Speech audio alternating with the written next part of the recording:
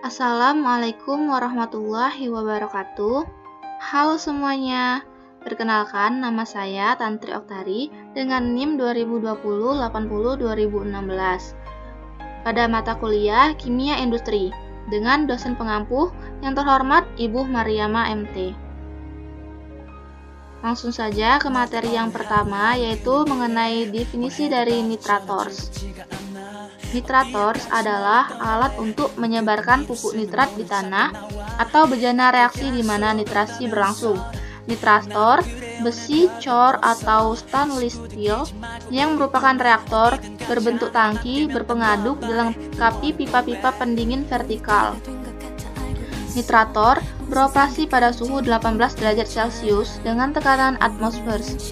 Campuran asam masuk dari bagian bawah nitrator dan gliserin masuk dari bagian atas, sedangkan hasilnya keluar secara overflow ke separator. Selanjutnya yaitu mengenai unit proses nitrators. Unit proses dari nitrators ini terdiri dari dua macam, yaitu Schmidt nitrators dan yang kedua Biasi nitrators. Adapun penjelasannya mengenai yang pertama yaitu Schmidt nitrators. Dari unit proses nitrators ini, bahan yang akan dinitrasi dimasukkan ke bagian atas nitrators dan segera ditarik ke bawah melalui selongsong dan dicampur secara menyeluruh dengan asam bekas dan bahan reaksi. Lalu, di bagian bawah nitrators, dicampur asam dimasukkan dan dicampur dengan reaktan lain oleh sarana agitator dan baffle disediakan. Kemudian, bahan yang bereaksi kemudian bergerak ke atas dengan kecepatan tinggi melalui tabung yang dikelilingi oleh air garam yang didinginkan. Lalu, produk dan asam bekas ditarik terus-menerus dari nitrators melalui saluran luapan. Kemudian, untuk unit proses nitrators yang kedua yaitu Biasi nitrators. Dalam peralatan ini, agitator tipe turbin memberikan agitasi intensif. Sebuah pusaran terbentuk di tengah sekitar poros agitator. Lalu, reaktan yang diumpankan dari atas segera ditarik ke dalam pusaran yang tercampur rata dan disirkulasikan ke bawah melalui bagian tengah tepi koil pendingin. Dan kemudian, kecepatan tinggi yang diberikan pada kandungan nitrators membuat pencampuran yang efisien dan perpindahan panas, karena melempar dingin ke tubuh panas, berkedip dan penguapan terjadi sehingga Anda harus menyediakan saluran hisap untuk uap. Selanjutnya yaitu mengenai nitrasi. Karena yang nitrator adalah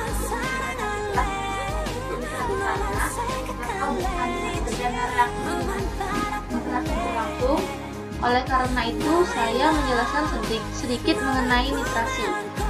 Nitrasi diartikan sebagai reaksi terbentuknya senyawa nitro atau masuknya gugus nitro pada suatu senyawa. Biasanya dilakukan dengan campuran asam sulfat dan asam nitrat atau yang biasa disebut dengan mixed acid.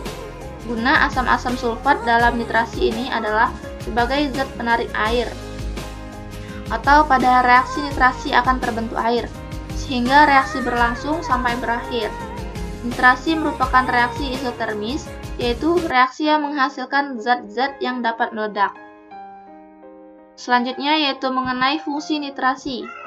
Nitrasi merupakan suatu reaksi yang sangat penting pada sebuah industri, terutama industri yang bergerak pada bidang kimia organik sintetis. Produk yang banyak dihasilkan dari hasil nitrasi adalah pelarut, pewarna, bahan peledak, dan juga dalam bidang farmasi. Hasil dari reaksi nitrasi juga dapat menghasilkan amina, yaitu dari reaksi reduksi senyawa nitro. Senyawa penitrasi, berbagai macam reagen dapat digunakan dalam proses nitrasi. Selanjutnya yaitu mengenai senyawa penitrasi. Berbagai macam reagen dapat digunakan dalam proses nitrasi. Reagen tersebut adalah asam nitrat, gas, pekat, maupun dalam bentuk larutan. Campuran asam nitrat dan asam sulfat atau mixed acid, asetat anhidrida, asam asetat, asam fosfat, dan kloroform. Nitrogen pentaoksida atau N2O5 dan nitrogen tetraoksida atau N2 O4 juga digunakan dalam reaksi nitrasi dalam fase gas. Adapun bahan dari penetrasi ini yaitu senyawa penetrasi antara lain 1. Asam nitrat atau HNO3. Kemudian pemakaiannya itu dapat berbentuk cair berasap, ada NO2 bebas, cair pekat, cair encer, gas atau uap. Yang kemudian yang kedua yaitu asam nitrat dengan pengikat air. Zat pengolah golongan ini digunakan untuk nitrasi fase cair. Pengikat air yang digunakan dapat berupa asam sulfat, asam fosfat, dan anhidrida asam. Contohnya pengikat air yaitu asam sulfat, asam fosfat, dan anhidrida asetat. Dan yang terakhir yaitu yang ketiga, NO2, N2O4, zat dipakai untuk fase gas. Selanjutnya itu contoh bahan peledak nitrat dari amonium nitrat. Mengutip laman Sentra Informasi Keracunan Nasional Badan Pengawas Obat dan Makanan atau BPOM, amonium nitrat masuk dalam golongan garam anorganik. Amonium nitrat digunakan sebagai pupuk peledak, piroteknik, herbisidum, insektisidum, campuran pembeku, zat pengoksidasi, dan zat pengkatalisis. Amonium nitrat memiliki risiko berbahaya bila digunakan dengan cara yang salah. Bahan peledak nitrat ini mudah terbakar. Amonium nitrat memiliki reaktivitas yang stabil tetapi dapat terurai jika dipanaskan. Kondisi yang harus dihindari yakni panas yang berlebihan, bahan mudah terbakar, bahan organik, agen reduktor asam kuat, dan logam bubuk. Adapun cara penyimpanannya yaitu bahan disimpan dalam wadah yang tertutup rapat, disimpan di tempat yang dingin, kering, ventilasi yang baik, kemudian hindari kontak dengan panas, percikan, nyala, dan bahan mudah terbakar lainnya. Kemudian hindari wadah yang rusak untuk mencegah kerusakan fisik. Terpisah dari bahan yang mudah menyala, bahan organik, dan bahan yang mudah teroksidasi. Kemudian hindarkan tempat penyimpanan yang berlantai kayu. Lalu jangan disimpan di atas temperatur 54 derajat Celcius dan sebaiknya di bawah temperatur kurang dari 30 derajat Celcius.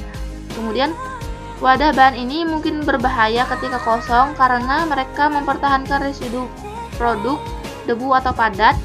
Amati semua peringatan dan tindakan pencegahan yang terdaftar untuk produk. Dan kemudian jangan menekan potong las, mengeraskan solder, bor, menggiling atau mengekspos wadah kosong untuk panas, percikan atau nyala api terbuka.